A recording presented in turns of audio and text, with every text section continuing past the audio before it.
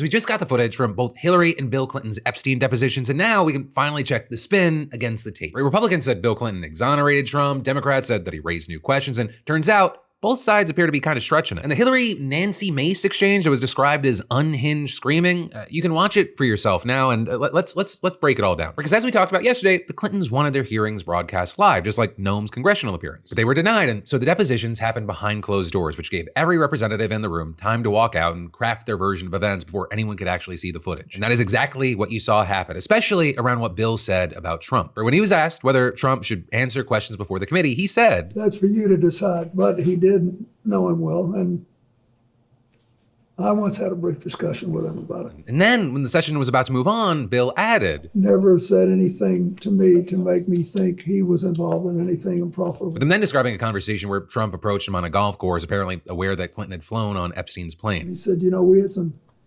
great times together over the years, but we fell out, all because of a real estate deal." And he said, "I'm sorry it happened.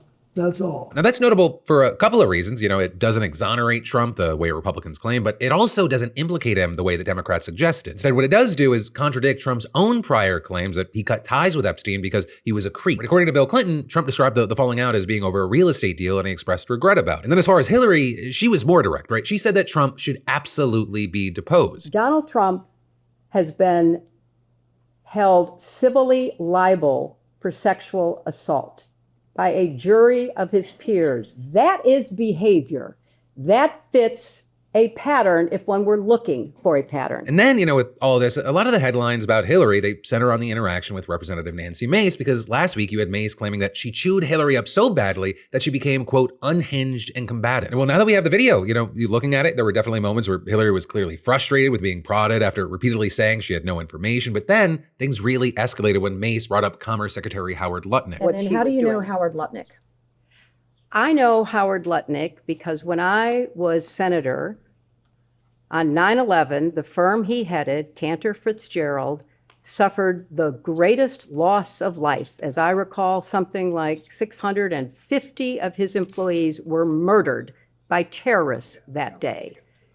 Howard Lutnick missed being a victim because he was delayed dropping his child off to kindergarten. You asked the question. I'm going to answer your question. Now you're going to yell This at was me? what I spent You're my going to yell at time me. doing. I'm a survivor trying to look out for other survivors, trying to and keep account I of was it. taking care You of waited the 6 people months who to lost get here today. 3,000 6 months, lives and now you're being at World defiant Trade and Center. indignant today. You asked me about I have met Howard with Epstein Lutnick. survivors. I'm a survivor myself. You have emails. You've denied that Jeffrey Epstein, that you tried to get Jeffrey Epstein to give money to you. I did but not. Howard Lutnick emailed to Epstein's people and Epstein to get him to come to your intimate event at Cantor Fitzgerald, a very small event. And so I'm not going to public. You want to yell at me, that's fine, but I'll yell right back. I am very sympathetic to your personal situation. I very much sympathize with not only what you went through, but appreciate your effort to stand up for survivors. I was a senator representing the people who were murdered on 9/11. Nobody lost more people than Howard Lutnick. So whether it be those clips, whether you want to watch the whole thing online, I'll link to it. Was it the unhinged screaming that Mace described? You can judge for yourself. And online, we're definitely seeing the reaction splitting exactly how you'd expect. You've got people on the right thinking Hillary got caught lying. People on the left thinking that Mace embarrassed herself by interrupting Hillary while she was talking about 9/11 to focus on a single email about an event. And then also you had the deposition hitting a wall when Representative Lauren Boebert shared a photo from inside the closed door hearing with conservative media personality Benny Johnson, who then posted it online. Excuse me, can I interrupt?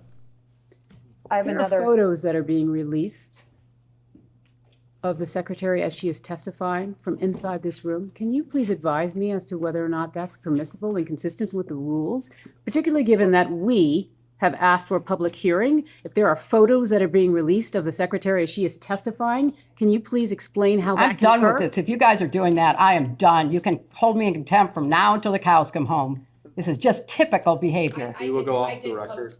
Oh, for heaven's So I would like sake. to, Before the hearing was, It doesn't Excuse matter. me. We all are abiding by the same rules. I will take that down. Yeah, So well, I would like to take a break at this moment. yeah, and I'd like to have I'm a done. conversation. The deposition then pausing, but eventually restarting. And for the bulk of her deposition, you had Hillary maintaining that she doesn't believe she ever met Epstein, had no connection to him, and question why the committee deposed her at all when there are people with far more documented ties. How can I answer questions about a person that I don't believe I ever even met, although maybe I was in the same room once, who gave money to a joint funding committee that I did not have knowledge of? It was not on my radar. He was not somebody that I had any connection to. And then you had Bill, who does have more documented ties, saying that the relationship was cordial but limited, claiming that they met through his Treasury Secretary, Larry Summers, that Epstein wanted to discuss economics, and in exchange, lent Clinton his plane for foundation-related travel. We were friendly, but I didn't know him well enough to be saying we were friends. I don't believe we ever talked about anything but the work we were doing. Though Clinton also said that he never saw underage girls on the plane and never witnessed any crime. He was also asked about the photo showing him in a hot tub with a redacted individual. I don't know who that is. And there you had him saying that it was taken at a hotel in Brunei during a foundation trip, that Epstein was president.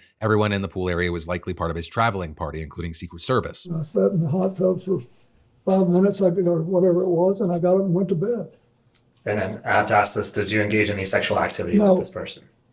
Okay, thank you. You know, a big thing with all of this is that both of these depositions were hours long. So really, we're kind of just talking about some of the highlights. But here's where we stand. Bill's comments about Trump, they don't exonerate him and they don't implicate him. That said, they did contradict Trump's own story about why he and Epstein stopped talking. And then as far as Hillary, she maintained that she has no relevant information and spent much of her time asking why she was there instead of people with actual documented connections, or whether it be Trump or Lutnick. But again, the footage is out now. You can watch it. You can form your own conclusions. You know, for me, in the meantime, I'm kind of just two thoughts. One, I'm just still wondering, does any of this actually get us closer to actual accountability for fucking anyone? It feels like if anything, especially the Hillary deposition, like this is like being used as a political weapon. There's been so much sketchiness and weirdness about like files being removed, what's redacted, unredacted, the reasoning. But then also secondarily, it made me look at Hillary Clinton and go, oh man. I had kind of a, did you watch the movie Interstellar with Matthew McConaughey? Spoiler alert, but also the movie came out in 2014, so I don't know why I have to say spoiler alert. There's that scene where he's in that place where he's looking back at himself